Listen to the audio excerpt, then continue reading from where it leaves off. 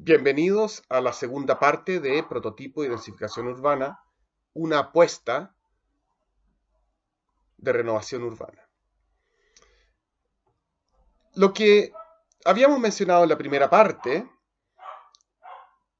dice relación precisamente con este nuevo paradigma de poder reinventar, de poder extender el uso de la vida útil de lo existente, de lo preexistente. Pero esto, como bien se anunció solamente, ya tiene una larga data. Evidencia de todo esto es simplemente la historia de la ciudad. La historia de la ciudad siempre ha ocurrido en un continuo, reinventándose constantemente. El palimpsesto urbano como evidencia de la reinvención constante de la ciudad. En algunos entornos, europeos sobre todo, podemos ver algo muy evidente, cómo los distintos órdenes de las ciudades antiguas se van superponiendo o más bien subvirtiendo a otros órdenes y se van capa por capa, ¿no? Complementando, sumando y a veces negando. Cambiar un lugar constantemente es algo muy natural.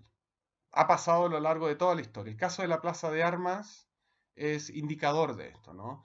Tenemos una plaza de armas antes de fines del siglo XIX, con la llegada de Vicuña Maquena, se vuelve a rearmar la plaza de armas con otra lógica, con otro tipo de jardines, con otro tipo de ornato, que luego vuelve a surgir una renovación y finalmente una última renovación a principios del siglo XXI.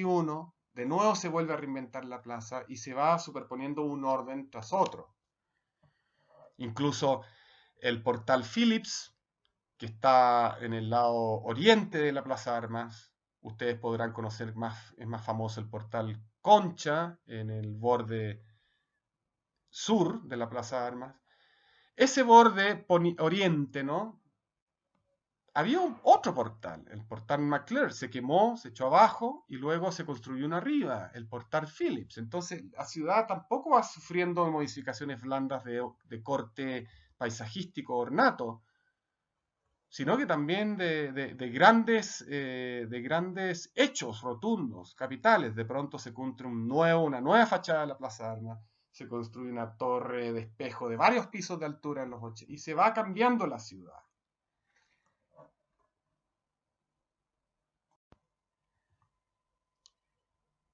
Entonces, si la ciudad es un palimpsesto que se borra cierta parte de su escritura para volver a inscribir nuevas narrativas o un nuevo relato histórico. Es decir, la ciudad va cambiando y se va replanteando y renovando y reinventando a sí misma en el tiempo, en la historia.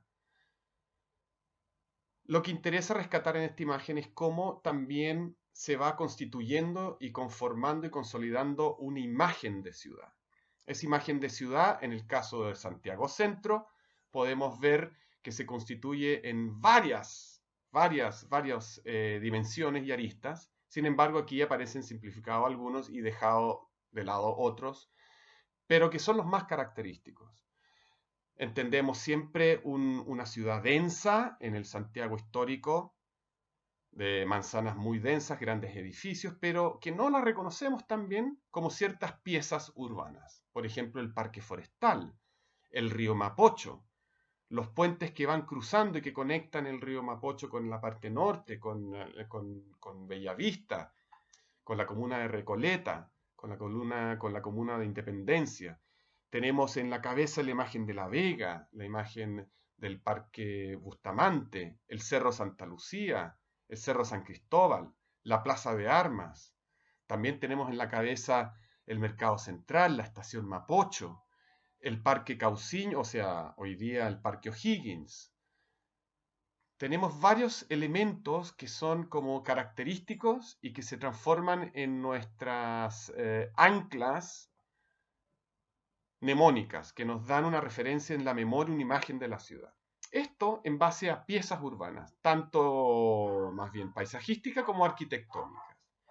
Entonces aquí el llamado no es solo a pensar en resolver el asunto de la vivienda, como hemos hablado anteriormente, cómo la vivienda puede parasitar en lugares en desuso de Santiago para luego activarlos, como también nuestro esfuerzo debiese hacer hincapié en una relación más general de la calidad de vida, donde la ciudad, una ciudad bien equipada y una vivienda bien lograda, son estas dos caras de la moneda que hemos ido hablando y que van mejorando en el tiempo esta calidad de vida que estamos todo el rato mencionando.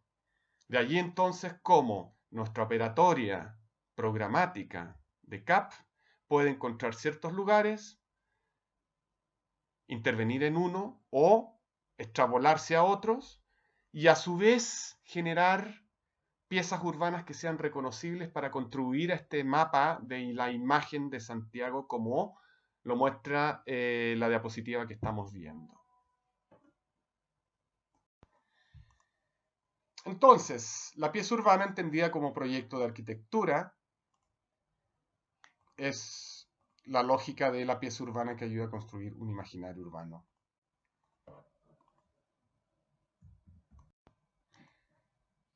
Aquí hay una forma de entender, por ejemplo, cómo se pueden lograr piezas urbanas a través de la intervención de preexistencias. Entonces, aquí estamos viendo una cantera que se transforma en un parque nacional, estamos viendo entonces un viaducto para trenes que se transforma en un parque, de pronto el debajo del puente, con una operación más bien temporal, se transforma en un lugar público de exhibición, de pronto un edificio de vivienda a maltraer se transforma para mejorar sus estándares, ¿te fijas? A través de una operación mínima que replantea la fachada y le da balcón y mayor luz a los interiores. De nuevo, puede ser muy reconocible dentro de un plano verde donde están estos distintos bloques de vivienda. Ejemplos de estos hay muchos.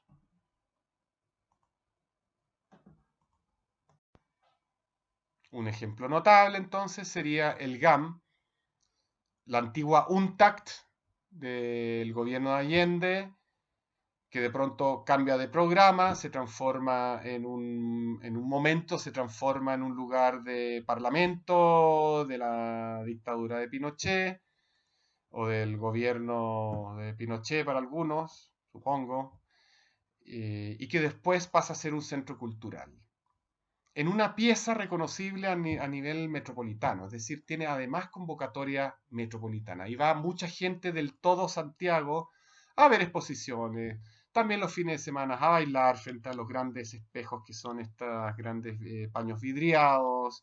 Hay toda una expresión importante en el estallido social también como un gran lugar de registro de las distintas manifestaciones artísticas que dicen relación con la reivindicación social. O sea, es una pieza urbana reconocible que nace desde una operación arquitectónica, pero que a su vez está basada en el reciclaje, en la reinvención.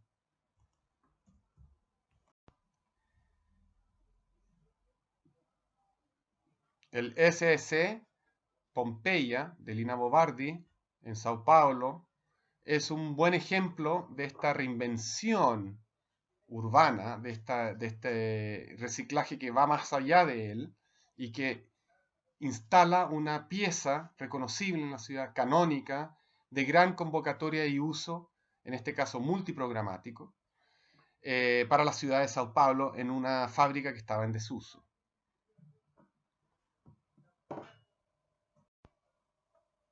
Un caso un poquito más glamuroso de la Caixa Forum de Madrid, de Herzog y de Merón, en donde podemos ver literalmente cómo se plantea un orden nuevo sobre uno preexistente, tal cual el palimpsesto de estas pátinas, ¿no?, que se van superponiendo unas sobre otras a lo largo de la historia en la ciudad. Entonces aparece se renueva de nuevo un edificio preexistente industrial de gran patrimonio para un uso contemporáneo, distinto, nuevo, en este caso un museo. La capacidad de generar una imagen pregnante como identificación de una pieza urbana es aquí notable en ese sentido. Aquí vemos otros casos. En Holanda hay varios, por toda Europa, también en Santiago. Hablamos del GAM, pero también hay otros casos como el canal de televisión que se sitúa en el barrio sur industrial, del barrio San Eugenio, y así, ¿no? Muy bien. Resumiendo un poco, estamos hablando cómo la vivienda se puede transformar en un programa que a través de una operación arquitectónica es capaz de generar una pieza urbana reconocible, ya sea en un barrio o en la ciudad. De allí que también se busca que ésta contribuya a la calidad de la vida de las personas y del entorno urbano, entendiendo que la ciudad debiese ser más compacta de lo que hoy día se presenta, por todas las razones antes mencionadas. Pero entender también que esa operatoria buscará un lugar que es reconocible como uno dentro de varios que presentan un estado de pasividad, que no están siendo utilizados o que están en un grado de decadencia o quizás que presenta problemas sociales, materiales, que podrían ser mejorados. De ahí entonces esta idea de prototipo, de intervención, que además contribuiría, como bien dijimos, a la densificación de la ciudad en vez de la extensión de la ciudad. Viene al caso entonces ver cómo hay otros ejemplos, en este caso un prototipo de intervención urbana, el caso de Proexample en la ciudad de Barcelona.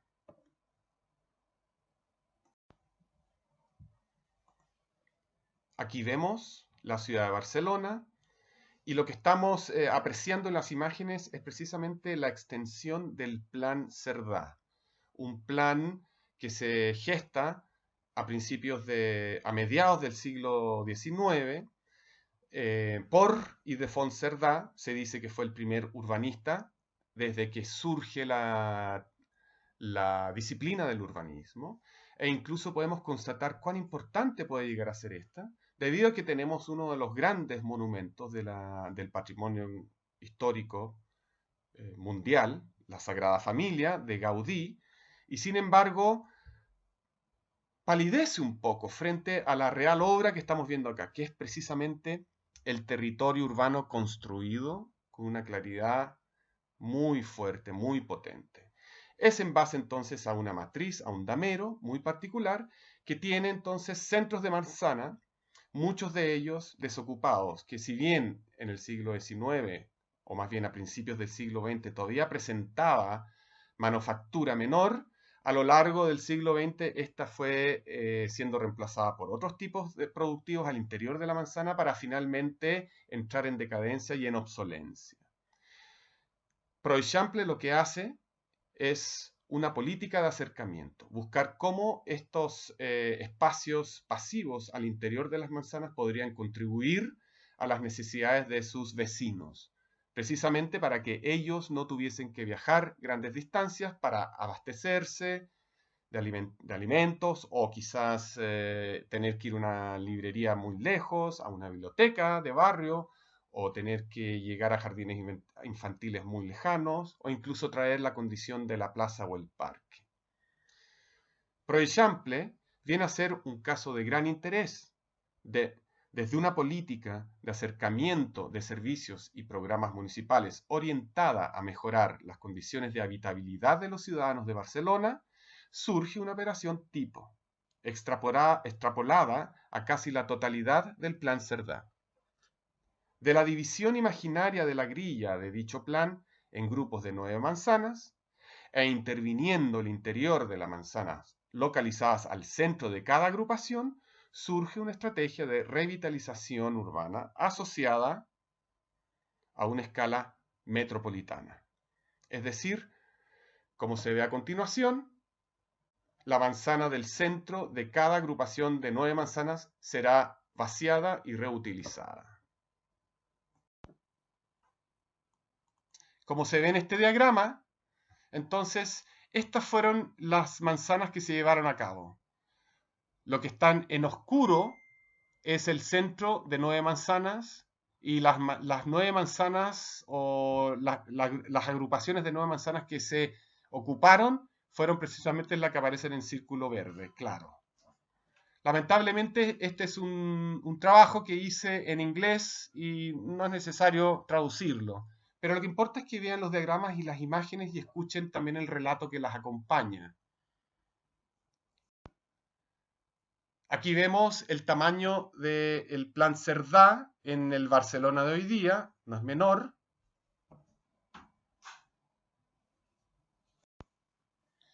Y entonces aquí vemos algunos de los principios de gestión y también de intervención de las manzanas.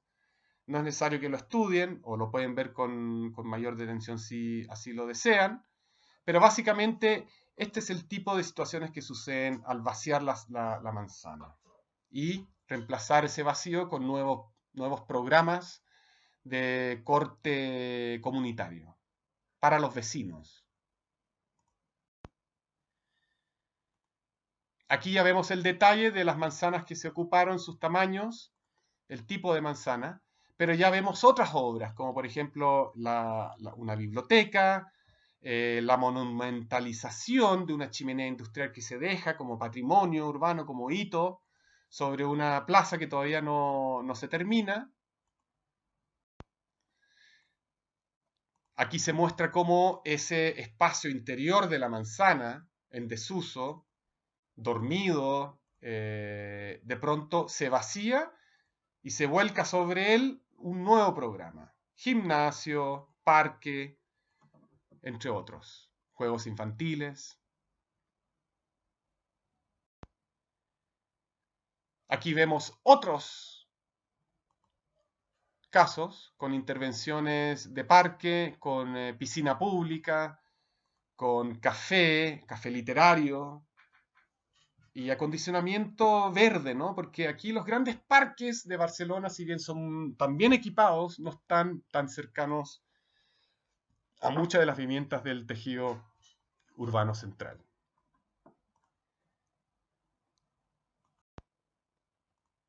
Eso sería entonces el fin de esta introducción al tema general, como más bien dicho, un marco referencial para que puedan ir orientándose en sus propuestas proyectuales, ¿no? Que consta de 3 partes, que es el acero, pero no particularmente todas las dimensiones del acero y cómo se construye, porque esa es una investigación que ustedes tienen que hacer, pero sino a través del imaginario del acero.